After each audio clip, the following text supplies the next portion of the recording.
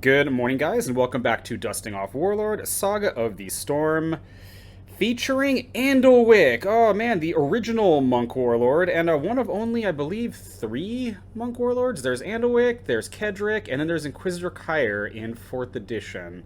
Um, yeah, not too many of them. Although, with Jatuya Sign being back in Ancients, you'd probably play a fair number of monks as warlords now. Eridan, in particular, that sounds like a great time as a warlord. But, so Andowick came out back in Dominance a very, very long time ago. And I want to say, and I hope to think I'm getting this correct. The Warlord's story as a whole is based off of a Dungeons and Dragons game that John Zinser, the president or CEO, the high up guy for Alderac, and I want to say several of the characters in that campaign did make it into Warlord as cards. I think Andowick was one of them, but I'm not positive about that. It was him or it was Tombrisk. Or Tobrisk, wherever that Northrog monk was. I think it was Andowick, though. But Andowick, this is a very, very odd character, and I don't know why. Not that our play group is big, but like we never really see this guy. I'm the only one, I believe, who plays him, and I don't play him very often myself. Now Andowick has the best stat block in the game, and he has it by a very, very large margin. I want to say, actually, I was gonna say. This is because back in the day, there wasn't too much you could give him. But upon reflection, and when I'm actually breaking this deck down, that's actually not true. So his stat block is kind of off the charts. He's classless, he's good. He's got 4 melee strikes, okay? He's got a +7, a +5, a +3, +1. They do kind of get not too great, but that's fine. I believe it's him and it's I Am Unsullied, I believe are the only 2 warlords that have 4 natural strikes. I Am Unsullied also has repost, but he still probably doesn't swing as many times as Andowick will. Yeah, he's got 18 base armor class. Again, that's, I believe, the second highest in the game after Shongard. And he can actually equip armor and stuff like that. So, +9, again, off the chart stats. He does only have 3 hit points, which sucks because I've said for quite a few decks, like, I don't know what I would do except sending him to the front. Andowick he's like the poster child for that. I do not know what you could possibly do with this guy if you're not sending him to the front lines, because he doesn't do anything except punch things. So, yeah, he's a warlord, he's a monk, he's unique. Order once per turn, discard a card from your hand to perform an attack without spending. These strikes may only target stunned characters. Now, again, that's potential 8 strikes he's making in a single. That's a lot of swings that he's potentially making right there. Now that ability, I think for like a pretty considerable period of time, I was kind of building him around that ability. And I'm not saying you can't do that. I'm not even saying you shouldn't do that. But it almost feels like a trap to include all these stun things. You can play some, and we are playing some things to just flat out stun stuff. But I mean, if you look at a normal game of Warlord, things get stunned on their own plenty of times. You don't necessarily need to include all these things. Again, we're gonna play a couple just in case. But so what we are doing with this monk guy is, again, he's gonna go to the front. And we're doing that in kind of an odd way. So in rank 2, we're starting 1 copy of Gilbert Bask, next to a copy of Tyron Ruskin, and then in front we've just got 3 Trojids. This is very, very strange, and this has backfired catastrophically for me sometimes. But basically, the plan here is Gilbert Bask, he's a pretty interesting character. I don't know if I've covered. I have. I've covered this guy with Gesem Steel Shard. Basically, this guy, he's a cleric. He can get rid of a character. I guess it's banned. The term is banished now. Remove a character in your discard pile from the game. Permanently give a non-monster character the monster trait, a +1 attack and +1 armor class. Again, that is going to be used on Andowick, and it will make his stats even better. It's not better by a whole lot, but it's still better is better, especially for those strikes. Now, Andowick is not a monster innately, and so the Trojids can't move him, but as soon as one of the Trojids dies, you get rid of it, you turn Andowick into a monster, and hopefully you've still got 2 Trojids left to get him up to the front. It doesn't always work, and a lot of times what happens is the Gilbert just dies. Like, someone will shoot him or they'll stab him. That's why I'm starting a Tyron Ruskin to try to help alleviate that a little bit. You could, I think, in theory, start 2 Gilberts instead of just 1, because his armor class is better, and you might get largely the same effect, but I have found that Tyron Ruskin is still valuable to soak up a wound later on, assuming he doesn't get killed. And then the Trojids, again, really the tragic thing that happens, and this happens somewhat often. This is not a super consistent start, but whatever. What'll happen is it'll be like, I think the last time I think it was the worst. It was my buddy. He wasn't playing Adarami. He was playing a Zian. I think Ziante is how you say her name. The level one, all the level ones can join me, Merc. And he was, of course, because it's level ones. He was starting Brother Domini with Spencer Latham, and Spencer attacked, and he unison, and it was like, well, there go all the Trojids, and he won initiative. So yeah, there was no movement for Andowick. It wasn't. It was a sad state of affairs. But assuming something like that doesn't happen, it works okay. It doesn't work amazing, but it's fine. So that's what we're starting with. Now there aren't really too many other like fighty type characters in this deck. It basically, Andowick is the star of the show, and it's going to be him doing his thing. We do have 3 copies of Temple of Lore in here. Now, I don't really have, at least I don't think I do, I don't really have any way of moving this around. So it's not like playing this in Freaks, and I believe the Robert episode did air before this. The temples, I can get them in the back, and then it can be a headache when all your characters they're all getting +4, they're all getting +5, and it's a permanent bonus. In this case, they tend to die quickly, and that's why I have 3 of them, because yeah, people don't like these sticking around. But these will give Andowick again a massive +5 bonus to his attack, his armor class. It'll give him the 4th hit point, which is kind of nice. I almost treat these in decks like this, because I don't have any real way of keeping this alive. I almost treat this as like a character version of something like Gift from Above, or Mass Blessing. So and then we do have there's a bunch of wizards in here, and they're in here for several reasons. And so first, generally speaking, in our meta, we don't really tech against each other. Like, we don't, how do I put this?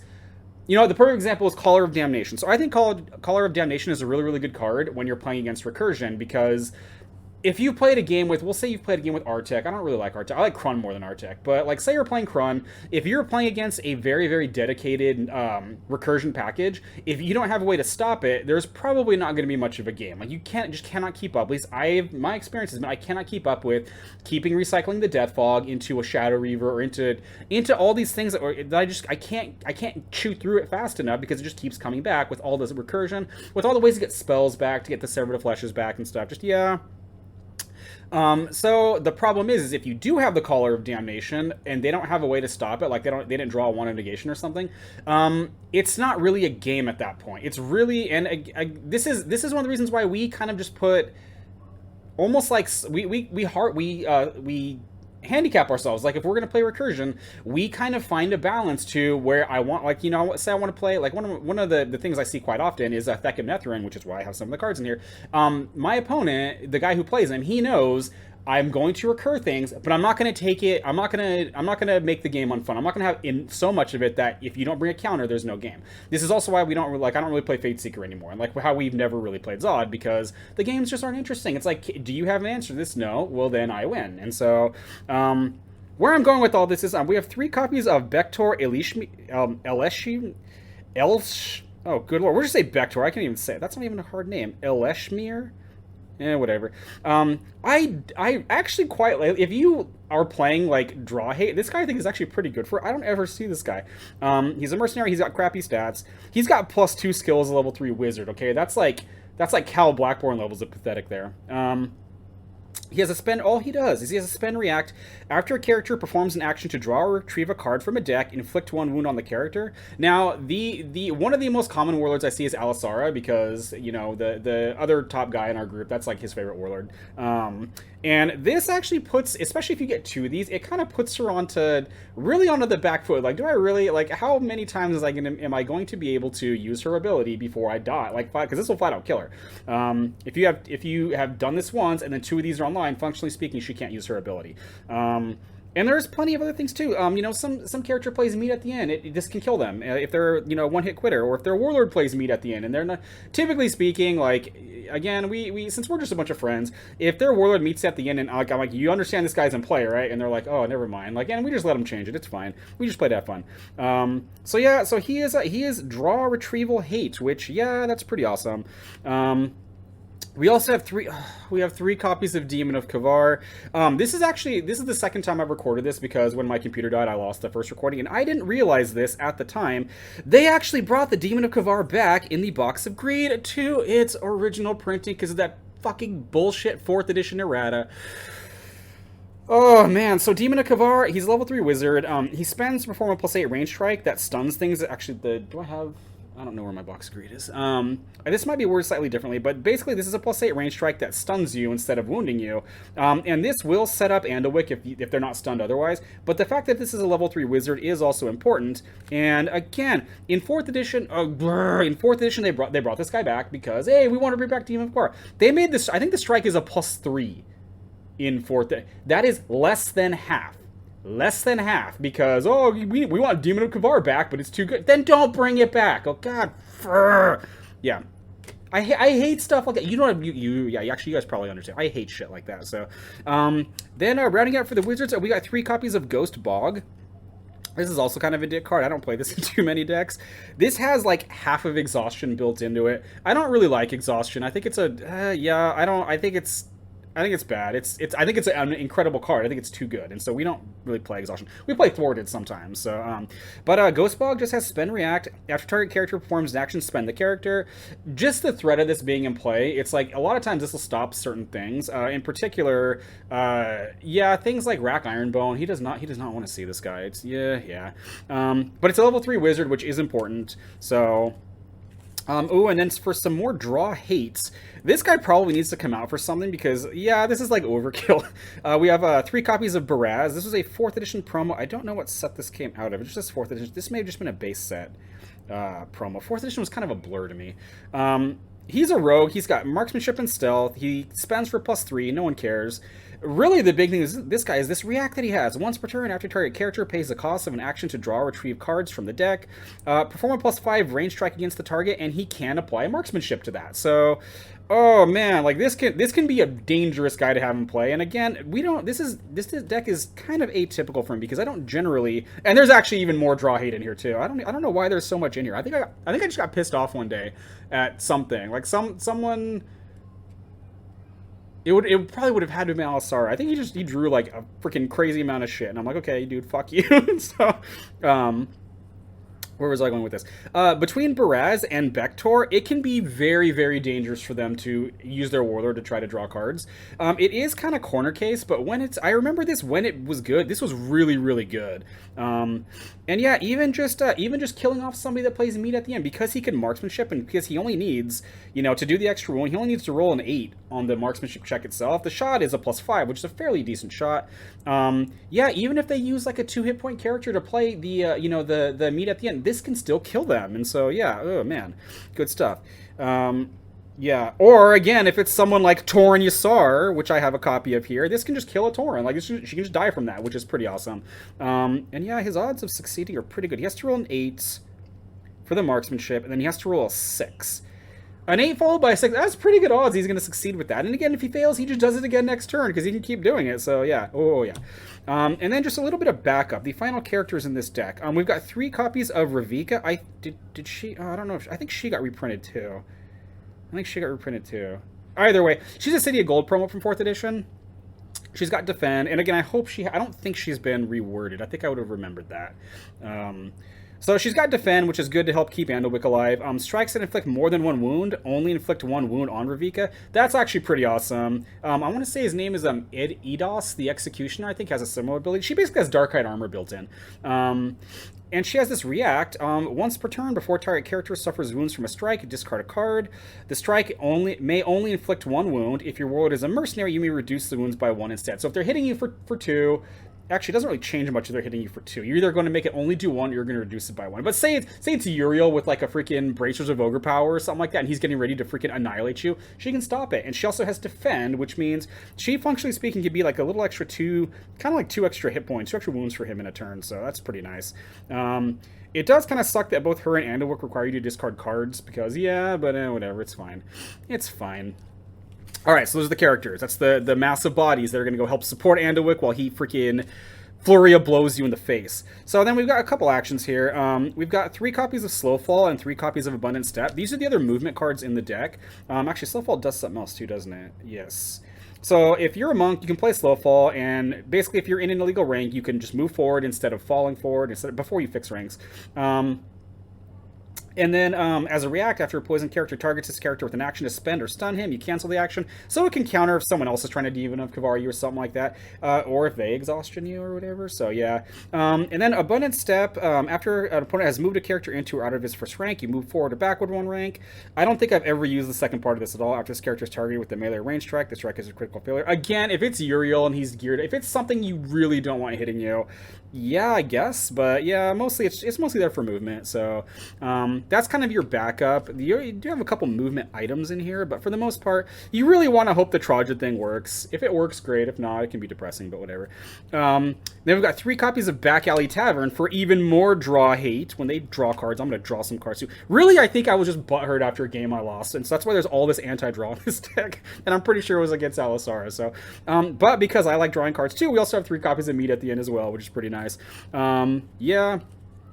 And then we've got some toys. Now, the funny thing is again, back, I always had this idea in my head that, again, Andowick's stats being so high were because his item options were somewhat limited. This is not the case now, especially. There's a ton of stuff you can give him, but this is even less of a case. Like, this didn't really apply even back then. So, we've got 3 copies of Cloak of Protection and 3 copies of Invisible Shield. Cloak of Protection is a classless full play. It is a treasure, which, I mean, I remember when I first saw the treasure trait and I was afraid I was going to have to give this up. No, you don't have to do that. I don't even think you're allowed to do that. And then Invisible Shield, it gives you +3. Now you have to spend a wizard to bring this into play, which is why I have all those wizards in this deck. So these 2 items together, that's +7 armor class. That's putting him up to AC 25, 26 if he's been hit by Gilbert. So that's pretty hefty, considering it's only a couple cards to do it, and one of them starts in play. And then for his weapon, we have 2 copies of Chill's Razor. This mostly is in here because it's classless, and again, his item options are not super great. Giving you +3, your undead get +2. I don't think there are any undead in. No, I don't think there are there? No. It would be kind of funny if I did something to make him undead, but whatever.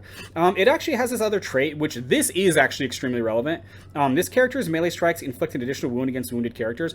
Basically, what this generally does is most of the time, he can't one-shot 2 hit point things, but he can 2-shot 3 hit point things, because his first one will put a wound on it, and his second one will do 2 wounds. So, yeah, I like it. It's level 6. He could equip it in rank 1.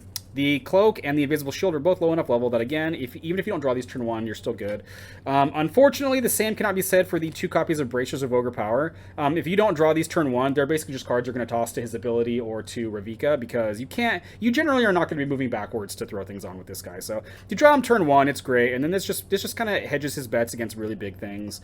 And then there are a couple other random movement items in here. We've got an Inner Spirit Bracers. This is a gauntlet that moves you, and then once per turn, it can give you a bonus to your... Okay, so once per turn, before this character makes a melee or range strike roll or a skill check, spend the bracers. This character gains a bonus to the die roll equal number of cards in your hand. So ideally, this is giving you +5 if it's the first thing you're doing. Actually, I don't really use... I think I forget that this even does this most of the time. This is just in here because it's movement. So, in addition to movement, we also have a copy of Camel that can, I guess, in theory, ready... It could ready that Inner Spirit Bracer so that I could actually maybe use the second part of it. I think that's all this really works on at the moment. This gives you +1 armor class and its movement. Oh, and then out of any of the core lands, we have Ardian Greathawk. I think this was a riding horse. Actually, no, this wasn't a riding horse. I think this may have been a bodyguard. I think this was a bodyguard. Yeah, it gives you +3 skill, +1 hit point, or +1 AC, sorry. And you can spend it after a opposing character moves to move forward or backward 1 rank. So yeah, it's just more movement, and it's giving you armor class, and it's giving you skill. And then rounding it out, we have a copy of Amulet of Waking for just a little bit more armor class, and to give you some resistance to being backstabbed by freaking rogues. Yeah, it's terrible. And then a copy of Medical Kit. I've said this multiple times. I don't like this in most, unless you can get your armor class to a point where this actually can potentially be used, I guess, more than once. This doesn't really do anything most of the time. Like, I've tried playing this with, like, Krun, and it doesn't really work with Krun because his stats are just too bad. At least his armor class is too bad. So it slightly delays him dying, like, by an action or two, but it never really... It's always would have been better if this had been something that generates strikes. Unfortunately, it's not really... that's not really the case with Andowick because, yeah, I mean, what was that right there? We'll just say he's got 2 random items on. I mean, we'll say one of them's a cloak or a invisible shield, and the other one's a freaking camel there, okay? So even with just one of those, if he's been affected by Gilbert, that's AC 24. Even the +7s need, pretty high numbers to hit you right there. So, yeah. So that is what we are doing with Andowick right now. Give him some toys, draw him to the front. Tell anyone who wants to draw cards to go. Yeah, they can. Yeah, um, yeah. And so now, however, there are other things you can do with him, and obviously, the thing is, all of them do involve him going to the front because, again, I cannot imagine what you would do with this guy not having him as a frontliner. Like, I cannot conceive of a scenario where he's not up front punching things because he doesn't have any other text on his card, and he's got lots of strikes. So, now you can really, really lean into the stunning thing. You can play Sirakian Ooze, you can start this in play, and you can play things like Fiendlings, just things that really capitalize on the stunning aspect. I think that's what I was doing. I think originally I had a whole bunch of ways to stun things. I was playing, is it Chorus Patience? The one that stun, yeah, the cleric action that stuns things. I think it was mostly clerics. Yes, it was mostly clerics I was doing stuff. I had that. I had Whirlwind. I think I was also running Ve Victus to also just like wound things that are stunned. I was really leaning into the stun thing with that.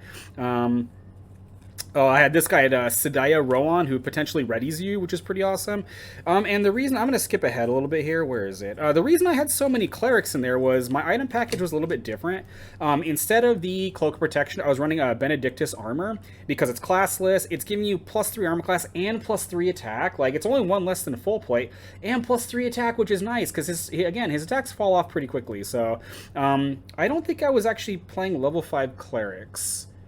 I'm trying to think what level 5 clerics. You can play Paymaster Core, or you can play, what is it, Grigilia, whatever the hell her name is. What other level 5 clerics are there?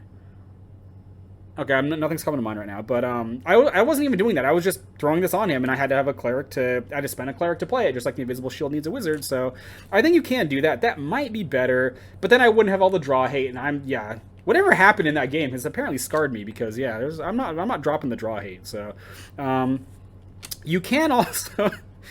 Now I think I tried this once and I dropped it because I could not draw the Geehawk's Nemesis. You can actually run a Skull of Dithanus in Hand of Morgan. You can conceivably run Spirit Reaver too if you have a way to level Geehawk's Nemesis up. Say he plays Meditation or something, which might not be a bad idea altogether. And you can put all these Lich items on him because they're all classless, and these things like Spirit Reaver +3 attack, armor class, and 6 skill, Skull of Dithanus +1 level, that makes you level 6. You can start playing things like, what is it, Hand of Might? Is it Hand of Might? I think it's Hand of Might. The one that lets you perform attack without spending, and monks can play it. Hand of Morgan giving you +5 attack and like sucking stats off of people. I was so excited to do it, and I just could not draw the Nemesis, and so I was just like, and so yeah, potentially interesting there. Now the other kind of main, I don't even want to say main thing. Now, when you're talking about characters that can play Monkey's Paws, that are kind of made to play Monkey's Paws, this should be really good in here. The problem is if you don't draw this on turn 1, it's literally a dead card. It doesn't really work if you have weapons, so it feels like you have to pick and choose, like you don't want to be running both of them.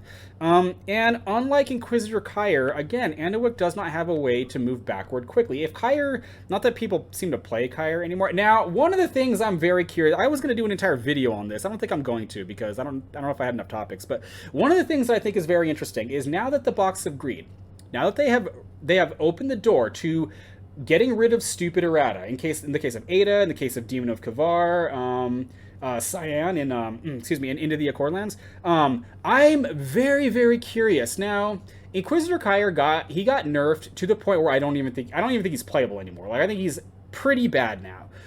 But that's because he was over the top in Campaign Edition. Now, how bad would Kyre be if you got rid of his errata because nobody plays strict campaign anymore? And if you do, just use the errata. So I just think that would be him and Faiza Nyota. I'm just wondering, like, do they still need to have that errata now that limited format is over? Because Kingswood Games has shown they will get rid of that errata because they just got rid of it. And so I would be very, very curious to see Kyre come back and to see Faiza come back with their original printing. I think that would be fascinating. But yeah, Andowick doesn't have, I can't believe I forgot his name. The wizard who, not Caleb the Shifter. There's a wizard in Dev, so when he comes into play, he has a react that can move somebody forward or backward. Kyre can copy it, and so if Kyre didn't draw the Monkey's Paws on turn 1, he's still going to go to the front, but you have this guy that just literally lets him basically teleport all the way back to where he needs to go to throw this on. And yeah, and so I'm not saying you can't play this, it's just, it feels, when I'm talking about not being able to draw the Nemesis, this is like that but worse, because you would have to drop other things to make this, like, I probably wouldn't be playing weapons with this. So yeah. Now there's also there's also Trident out of 4th edition. I think this is actually, there's potentially some merit to this, especially if you're going the stun route. This character's actions that produce melee strikes or water actions, and you get +3 attack against stun characters. This would be a total of +5. I don't know if that bonus is big enough to really warrant this over, again, the Chill's Razor and getting that extra, that quasi double wounding thing. And that might be because, again, this deck isn't dedicated to stunning you. But if it was, I mean, that might be. Plus, other characters can equip this. The Ravika can throw this on if she has to, and she can throw it on in rank 1, so maybe. The other thing that I think potentially, if you included other fighting-type characters, even with its errata, and this is another thing, I'm wondering, will this get unerrated? This I don't think will get unerrated, but I'm wondering if the instructor set will get returned to it. If you can hear that, I apologize. I'm wondering if the instructor set will get returned to its original form now that it's no longer in 4th edition, because this, in 4th edition, this got nerfed during 4th edition, not when 4th edition started, and so I'm wondering if this will come back. But these are all classless. You can throw them on to Andowick. They'll give him reasonable buffs. They'll give him a bunch of feats, which is a really important part. He'll get power attack, he'll get defend, repost. If you include the bow for some reason, you get marksmanship. I guess maybe to make the bonuses bigger. But this will give those bonuses to the people that are standing next to you, so potentially an interesting set of items there to use. Now, I should have probably ordered this better. There's a ton of other things you can play in him too, as far as items go. You can play Staff of the Traveler. Again, it'll give him a little buff. You probably would need to play other characters to make that really worth it. A Mask of Command. This, I think, probably, I kind of want to find a way to include this too, because I really, really like this card with the change to Charisma in 4th edition. So it gives you Charisma +3, and then you can spend it to perform the Charisma feat additional time this turn. Again, if you can get your stats to the point where they need, like, you know, we'll say they need 18s to hit you, if you give them Charisma, their odds of hitting you are very, very not good. And the fact that you can do it twice with the mask, oh man, I think that's pretty awesome. Yeah, there's Bodyguard, which I believe the Greyhawk was a Bodyguard first. Kun Robes, I don't think this card's very good. Yeah, before a melee race strike targeting this character, I guess it's the bonus lasts for the turn. You get a bonus to your armor class equal to the number of cards in the opponent's hand. So if they swing on you as their first action, this can give you +5. They're probably not going to do that. This is probably only going to get you +1 or +2, so whatever. Signan's Cloak for magic resistance. This, again, maybe should be in here too, just to help you negate a spell once per turn. Symbol of Kerberos, love this card. Gives you a little bit of stats and some skill. Yeah, it just didn't make the cut. Now, it is entirely possible that it is, again, if you can hear the freaking stupid dog, I apologize. It is entirely possible that instead of running, because I have 2 Bracers of Ogre Power, 2 Chill's Razor, 2 Cloak of Protection, and 2 Invisible Shield, you can probably drop, you know, the duplicates to add some of this stuff in here if you want to. Those particular items, particularly the Cloak and the Invisible Shield, you really, really want those because, again, he's going to the front, and that's pretty much the most dangerous place in Warlord to be. Now, there are other stuff you can play in him too. You can go with some of the classic monk stuff. You can play Circle Kick. I just don't because he's already swinging enough in this deck. I don't really think that's strictly necessary. Shattering Blow, potentially, if you're playing against people that are throwing items on. Yeah, I don't see that too terribly often, so I don't know. You have another time, which is Quasi-Healing. It's a spend react. Monks don't spend to perform it. I have never really seen a fighter play this. It's always monks. After this character is wounded by a melee or range strike, reduce the wounds by 1. So it's a little quasi healing. Oh, and then this is really cute, and I kind of want to fit this in. Improvisation out of 4th edition. Before this character makes a melee strike or skill check roll, replace his base attack with his base skill for the roll or vice versa. If the strike hits or the check succeeds, draw a card. Now, the reason I think this is really interesting is because, again, I keep talking about how his last attack it's not very good. +1's not very good, but he's got +9 skill. So, again, if you go to your last swing, the improv will make it, you know, that's giving it +8 to hit for that roll, and it replaces itself. It draws you a card if you succeed, and I don't really think you would use the replacing your skill with your attack unless you had like all the buffs on. But I mean, potentially, maybe if someone's gonna make you make a skill check or die, I mean, even getting +2, I mean, hey, maybe I won't die. So I think that just about does it. So yeah, this guy is awesome, and again, this deck is very atypical of me because of how much seething hate is in this deck for a specific thing.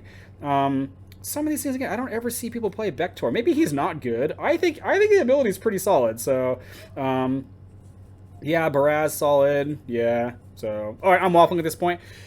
Guys, thank you for checking this out. God bless you, and I'll catch you in the next video.